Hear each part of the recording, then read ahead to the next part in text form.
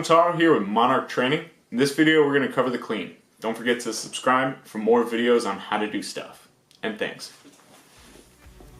Just like our snatch video, we're going to break this one down into a basic kind of outline of the clean and then a little bit more in depth. So for the basic outline of the clean, if you look at it, it's a jump and land in a front squat.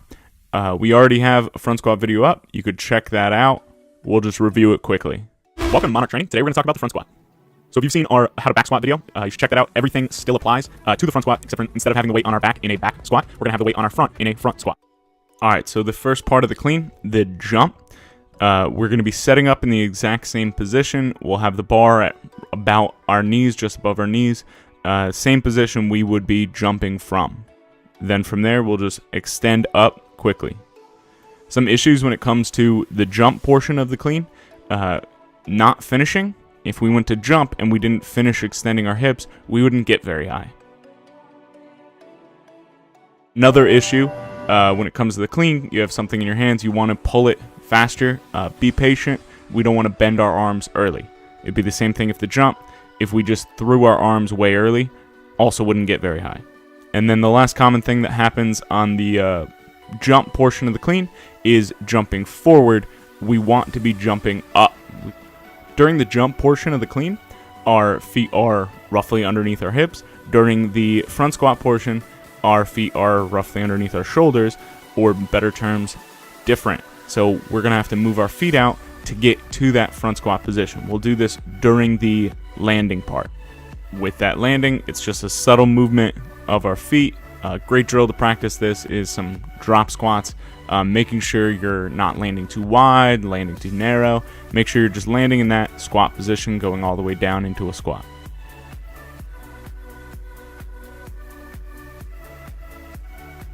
Alright, so let's get a little bit more in depth with the clean. It's still jump, land, front squat. We all know how to front squat now. If you don't, watch that video. We can think of the jump as our pull, and then our landing is the pulling under and the turnover part of the lift. So first off, for the pull portion, there are 3 positions that we want to make sure we hit during the clean. The most important one is our hip, our power position.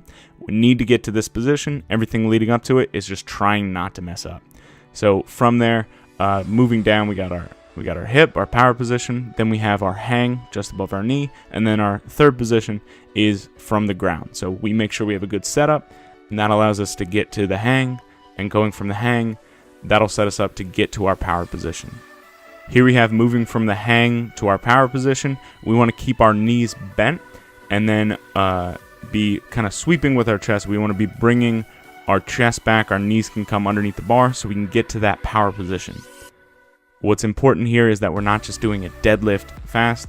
If our knees are not bent in the finish, what's going to happen is we have no choice but to bring our hips forward.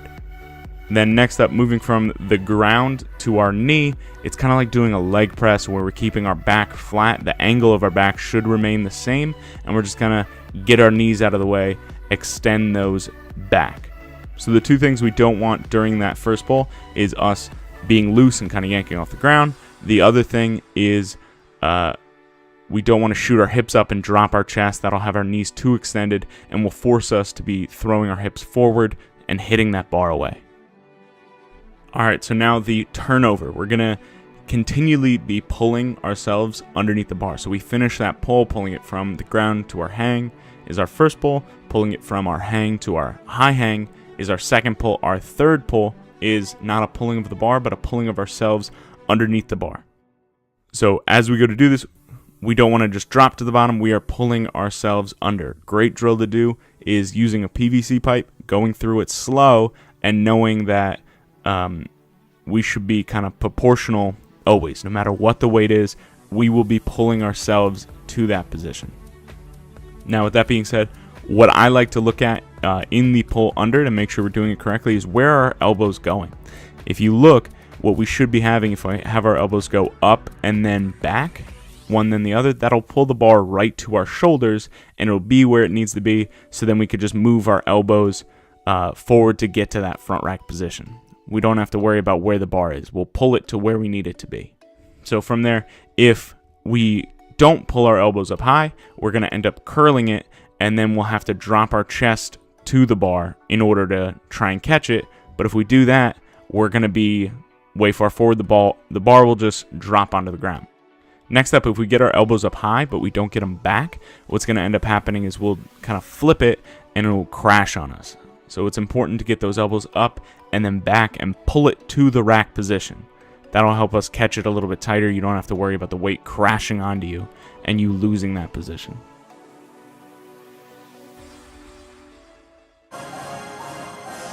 That's it for us here at Monarch Training. Make sure to subscribe. Tell all your friends to subscribe. Tell strangers to subscribe. Yeah.